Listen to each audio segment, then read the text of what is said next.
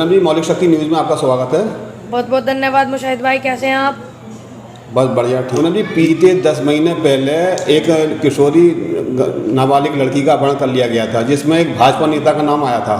हाँ जी, हाँ जी। पुलिस ने उसको गिरफ्तार करने के बजाय उसे बचाने की कोशिश की, लेकिन आपके प्रयास से और कई लोगों के, कई पार्टियों के प्रयास से ये जो उसे आज लड़की को बरामद कर लिया गया है और आरोपी जो विष्णु शर्मा था उसको भी गिरफ्तार कर लिया गया। इस बारे में आपका क्या कहना है? देखिए, आज उसकी माँ चैन से सो पाएगी। पिछले 49 दिन, आज 49वां दिन था और हाँ। उनकी माता जो है आंदोलन कर रही है। हम लोगों ने क्या करा, हमने सिर्फ उनको आवाज़ दी, सहयोग करा।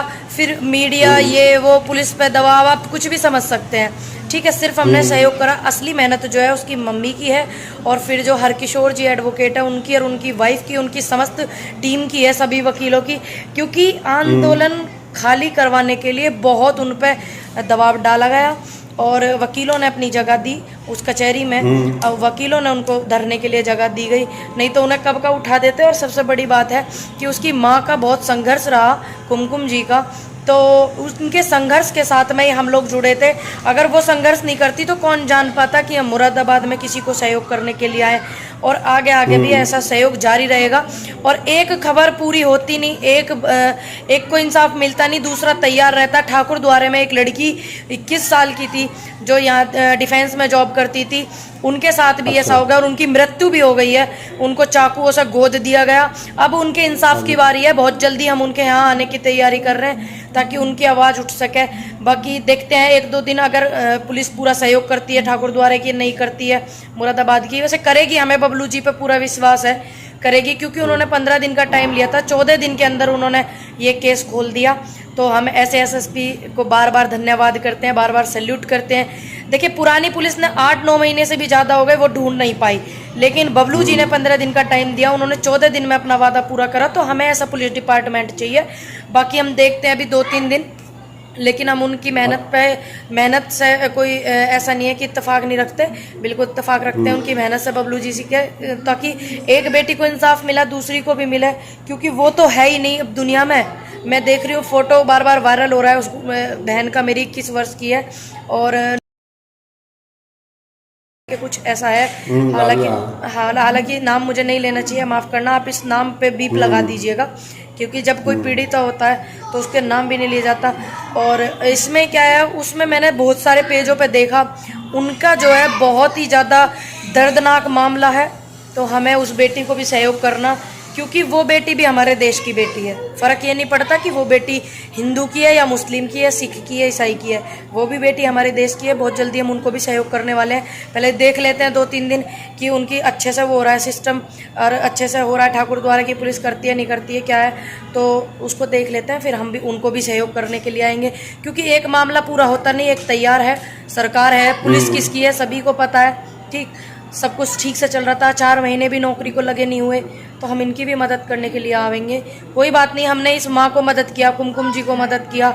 हम पे यहाँ पे मुकदमे भी हुए बहुत सारे, आपको भी पता है, फिर भी हम मुकदमे से डरे नहीं। उसके बाद भी हम दोबारा फिर से आए वहाँ पर बस इस आस में आए थे कि एक माँ से एक बेटी मिल ले, और वो आस हमारी भी कामयाब रही। अच्छा लगा, हम ऐसी महिला को सपोर्ट करते हुए जो मजबूत थी, मजबूत व्यक्ति को हमने सपोर्ट किया, हमें भी अच्छा लगा। आने वाले समय में इसी तरीके से हम सपोर्ट करते रहेंगे सभी को।